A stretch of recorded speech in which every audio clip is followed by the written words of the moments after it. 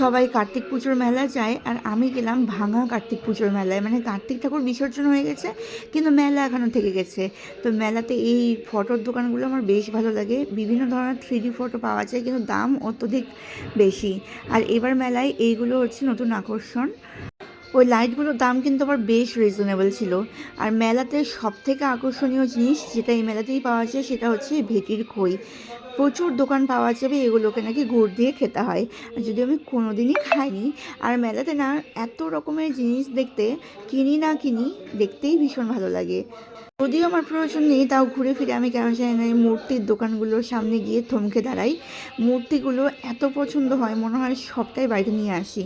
তো ফাইনালি চলো আমরা পৌঁছে গেলাম মন্দিরের সামনে।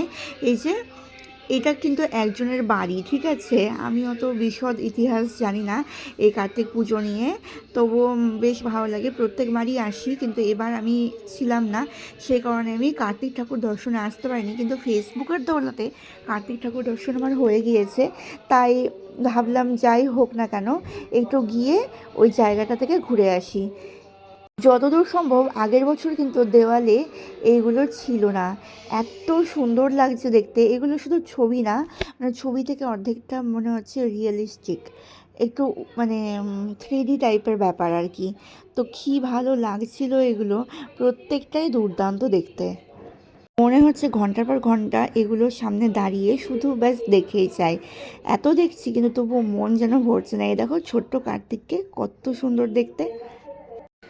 আর এই যে এখানে যে মূর্তিটি দেখা যাচ্ছে, এনার স্বপ্নেই নাকি কার্তিক ঠাকুর দর্শন দিয়েছিলেন। তো আমি বিস্তারিত জানি না, জানার চেষ্টা করব। জানতে পারলে অবশ্যই তোমাদেরকেও জানাবো। মন্দিরের সামনে আবারও এই মূর্তির দোকান, না দাঁড়িয়ে আমি একদমই পারলাম না।